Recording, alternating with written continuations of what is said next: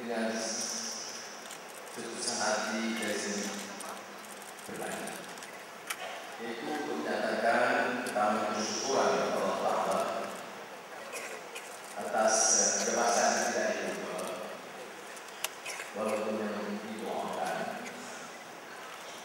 dan ucapan jazakumullah khairan katsiran penghargaan sedikit atas ikhtiar kegigihan seluruh pimpinan Pakatan Rakyat, rakan-rakan penyokong dari rakyat, dan rakyat biasa yang menyatakan sokongan dan simpati kepada saya semua.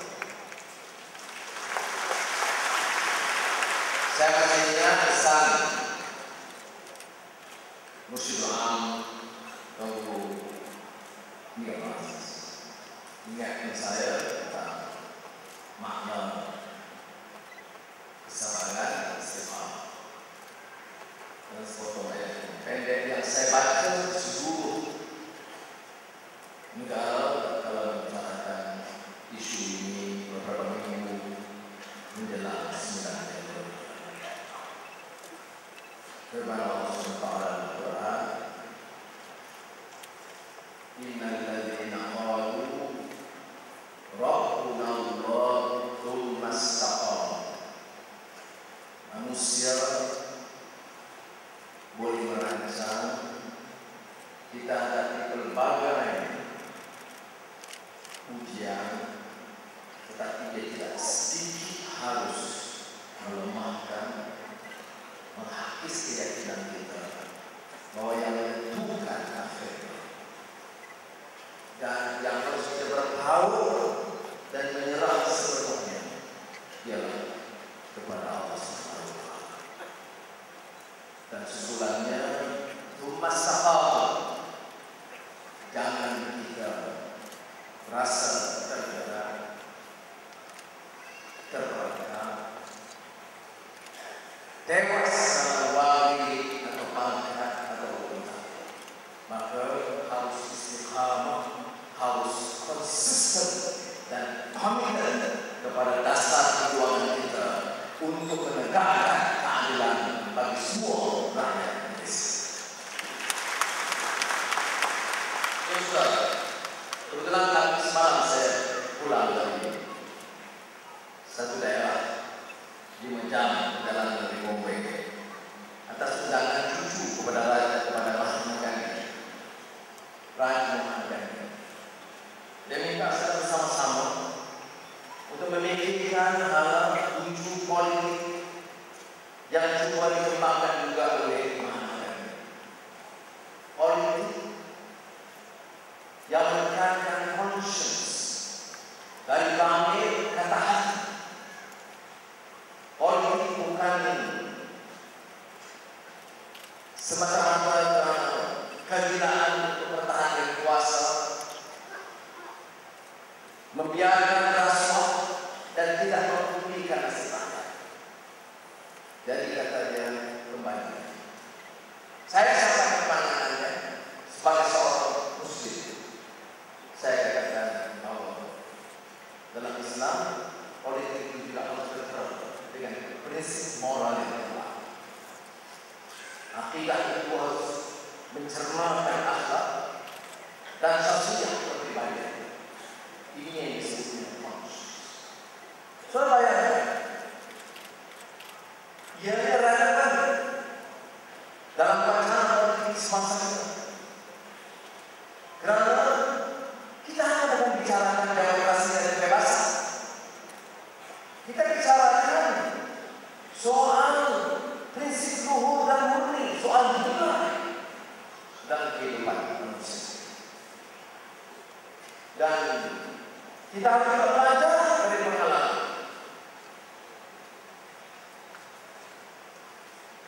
Baik Islam sebut tentang Arab Spring.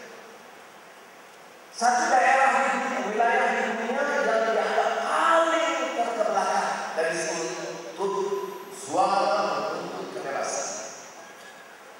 Tetapi berlaku juga satu wilayah di dunia di mana cengkaman penguasa itu sangat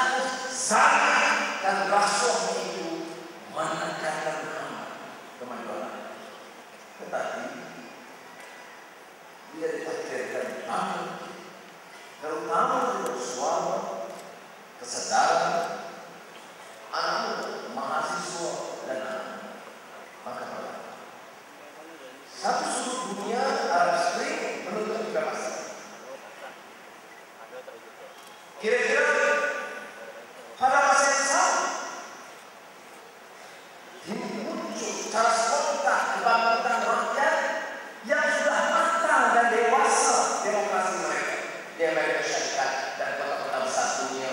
Occupy Wall Street. Satu untuk kebebasan dan demokrasi. Satu lagi menyatakan demokrasi yang matang itu telah melebihkan prinsip keadilan, menyebabkan kesenjangan pendapatan orang kaya paling kaya dengan paling miskin, menyebabkan kepentingan moral itu ditentukan oleh penguasa, menyebabkan wujudnya golongan-golongan kapitalis rakus yang menekan rakyat. Saudara, mengapa saya sebut kedua-duanya? Ciri tuntutan kebebasan itu, ciri yang sebab dengan agama dan budaya dengan tuntutan universal. Tetapi kita harus ingatkan bahwa kebebasan itu, demokrasi itu bukan membolehkan golongan orang kaya dan kuasa rakyat menipu dan menyenderaya, membeli rakyat, memfitnah rakyat, menyebabkan kesenjangan sampai mana dalam skim yang diperkenalkan SNDP yang kita akan kaji dan nilai semula supaya kita tahu putra daya Indonesia. Mana mungkin sistem kesalahan pegawai kerajaan yang mengizinkan golongan kecil meraih keuntungan peningkatan pendapatan yang terlalu tinggi dan golongan rendah pekerja-pekerja seolah tidak dihargai, seolah pembangunan negara kecacapan hutan daerah itu terletak pada kelompok kecil dan yang bawah itu tidak punya sumbang. Kita catat baju kebutuhan yang baik, nasib pekerja tidak terbayar. Ada syarikat yang mencatat untuk melebihi 1 bilion ringgit. Gaji pekerja tidak lebih dari 20 ringgit berbanding dengan tahun sebelumnya. Ini bukan kebebasan. Ini bukan keadilan dan sistem yang kita tuntut dan mau pertahankan dalam pengangkatan rakyat. Maka sebab itu saya ulangi desaan saudara saya Wahid bahwa apa yang dibawa oleh kata ini adalah merobohkan sistem yang menekan dan merobohkan. Sudah ada baik beberapa sisi kebersihan berlaku terus. Perlu juga dalam keadilan berlaku kecil dalam ini dan dalam ada semua. Jadi banyak kita bersihkan pakaian rakyat dari kalangan yang mau pertahankan kuasa atau wakil ini. Tidak ada Islam. Pakaian rakyat mesti pertahankan kebersihan dari Islam. Saya bertanya kepada kaum guru, apalagi awal dari pas dalam keputusan cepat yang juga menentukan tegas untuk menentukan bahwa pas pertahankan prinsip dan pertahankan Islam dan satu hadapi sedikit sebanyak masalah dalaman untuk tidak membatalkan kepentingan muafakat dan cita-cita murni dalam pertahanan. Dalam pidato lagi menyatakan mau jadikan Malaysia demokrasi terbaik. Tapi biasa kita selalu baik karena berbanding semua Perdana Menteri sebelum ini. Perdana Menteri tadi melangkah kata-kata yang paling bukan sekadar demokrasi terbaik di dunia. Oleh-olehnya setelah pengetahuan rakyat, saya menyambut perlakuannya dan mohon sekarang 3 perkara dengan satu susulan tambah. Pertama, andai benar tidak bisa ikhlas perlakuan Datuk Seri Najib untuk jadikan Malaysia di negara demokratik yang terbaik, maka pastikan pilihan raya yang akan datang ini bersih dan tidak ada penipuan sama sekali. Kedua, andai kata ini demokrasi yang diwar-warkan, kita tunggu supaya dan silakan memberikan pengarahan.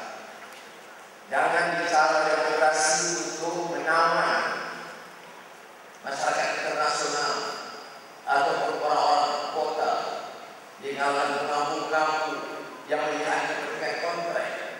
Kita benar demokrasi, maka dan sekali lagi harus pastikan media Malaysia bukan media Mesir zaman Hosni Mubarak. Mesti ada ruang yang cukup bagi kembang. Kita tidak sah sudah langkah selama betul-betul jangan dia betul-betul parti yang menjadi bahan cercaan dan mohon tanpa ruang satu minit pertahanan dasar mereka di masing-masing. Ini demokrasi. Ini dusta kalau dia dikasih demokrasi. Ini bukan suara kata hati manusia. Ini hanya ngomongkan retorik murah. Dusta berbahaya. Supaya itu saya dan yang kedua. Yang ketiga, institusi mereka.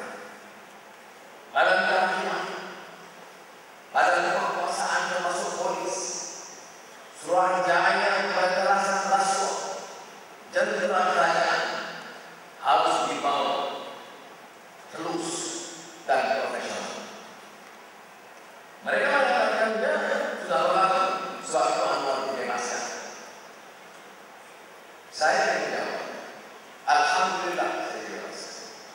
Tetapi sejak zaman Aristotle mengatakan, one swallow does not make a spring. Diolah oleh Shakespeare, one sparrow does not make a sound. Satu keputusan kecil, walaupun hilangkan anwar, tidak semestinya melambangkan rombakan sistem badan kehakiman yang ada. Kita tuntut sistem itu, bukan hanya untuk memenangkan satu orang. Dan akhirnya justru tentang tiga perkara yang disebutkan tadi. Kerana Presiden kita Pakatan Rakyat ini elektronik, Anwar dan pimpinan Pakatan Rakyat ini populis untuk menentukan sama ada retorik atau populis. Bukan dan Presiden bukan pimpinan Pakatan Rakyat. Saya ulangi permintaan supaya diadakan debat terbuka antara saya dan Presiden tentang dasar negara.